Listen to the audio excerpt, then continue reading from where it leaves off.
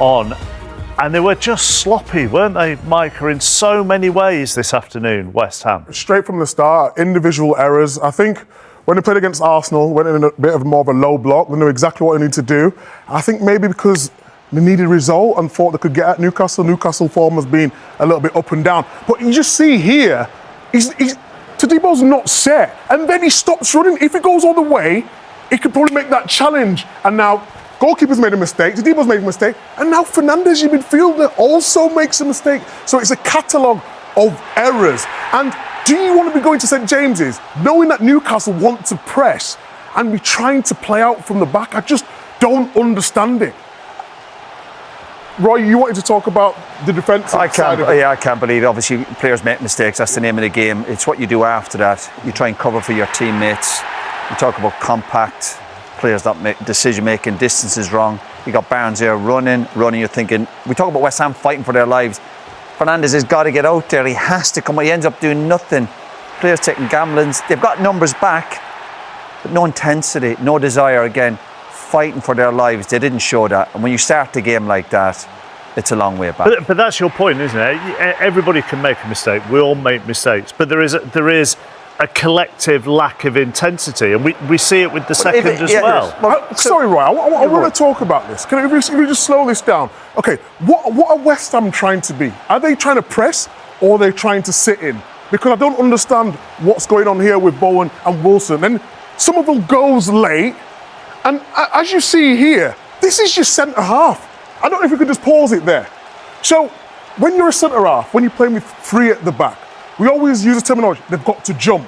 But you've got to jump in this area here. If you're going to go all the way there, you have to make sure he doesn't turn on the ball. And as we run it on here, now, Souček's in a position where Dizazi should be. Then he goes, now he's in no man's land. If you're going to go, have some communication somewhere on the pitch. Again, Tadebo is late, and now he's got all this space to run into.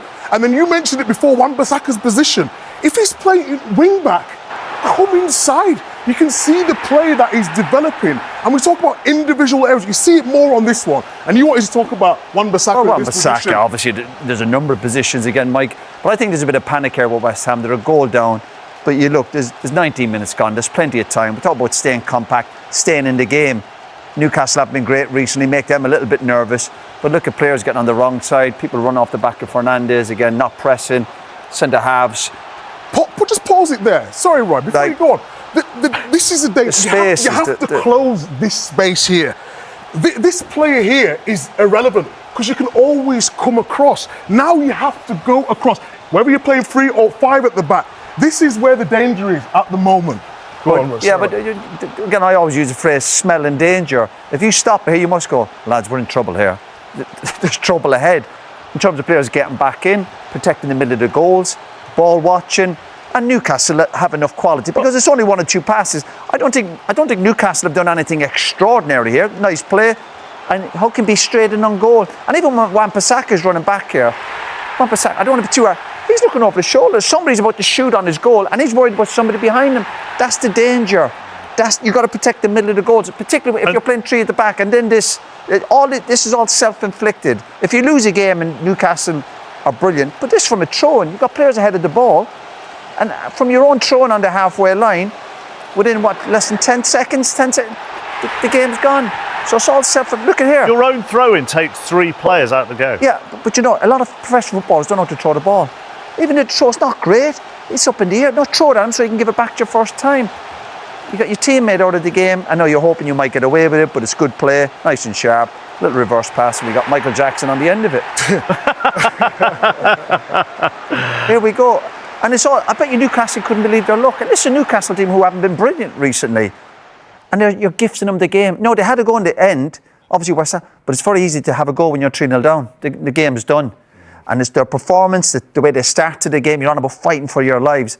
That wasn't a team that was fighting for their lives. That was a team, obviously, they are lacking in confidence. It's as if they've not recovered from last weekend. Do you think that may have played a part? Oh, without a doubt. It has to be. And you start the game that slowly. A big decision went against them last week, almost feeling sorry for themselves. You look at the goal, the first goal, players taking chances out from the back. You're playing with a back 5, be compact, be hard to beat, stay in the game. They've done the opposite to that. They've gifted goals, and and that's why, again, the table doesn't lie.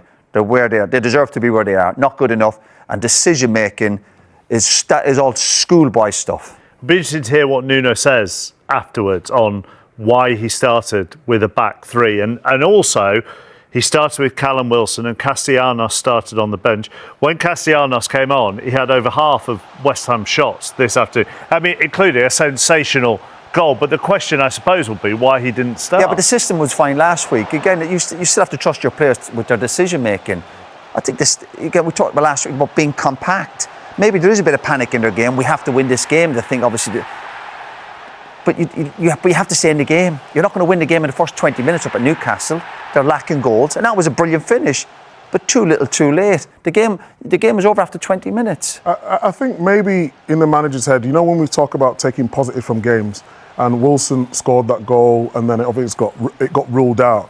But he might have just thought they defended really well against Arsenal. We need someone, if we get a chance, we need someone who's clinical. So I sort of understand why he played Wilson, but when Tati scores a goal like that, it looks wrong. I think the bigger problem today, he probably got the system wrong. I think he played a 5 at the back against Man City and a 5 at the back against Arsenal. The only other time they've done it against not Arsenal or Manchester City was December the 7th was the last time they did it against Brighton. Exactly that, and I just feel as though maybe the manager got it wrong. But I understand why he would have went with that, because the performance against Arsenal was so good. But it was different.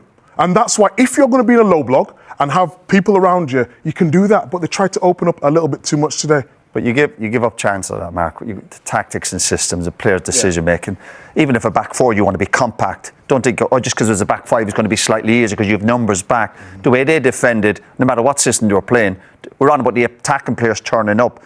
But you have to have a bit of a chance. You've got to keep it tight at the back to give your goal scorers a chance.